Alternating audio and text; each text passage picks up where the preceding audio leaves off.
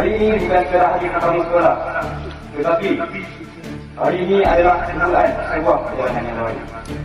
Permulaan menetapkan azam, pembinaan disiplin dan mencipta kejayaan. Selama itu dengan inilah yang memberikan kita peluang untuk menjadikan diri kita lebih baik daripada tahun sebelumnya.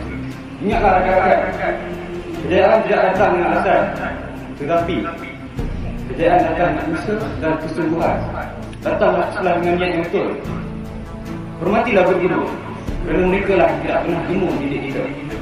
Walaupun kadang-kadang kita sering alfa dan silap langkah. Hargailah masa, kerana setiap minit di sekolah adalah pelaburan masa depan kita. Sebagai pemimpin murid, saya berjanji akan berusaha sedaya upaya untuk menjadi contoh yang baik, membantu rakan-rakan dan bersama-sama mewujudkan suasana sekolah yang selamat, harmoni dan positif. Dan saya ingin menegaskan bahawa saya mengambil teguh kepada pengawal saya Timur, iaitu dipimpin untuk memimpin. Oleh itu rakan-rakan, kiranya saya melakukan sebarang kesilapan, saya mohon rakan-rakan untuk menegur kesilapan saya.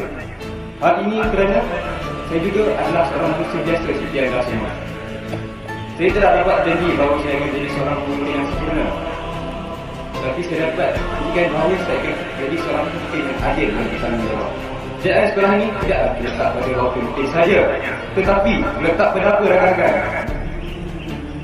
Ianya terletak dalam kerjasama kita semua. Tahun baru, semangat baru.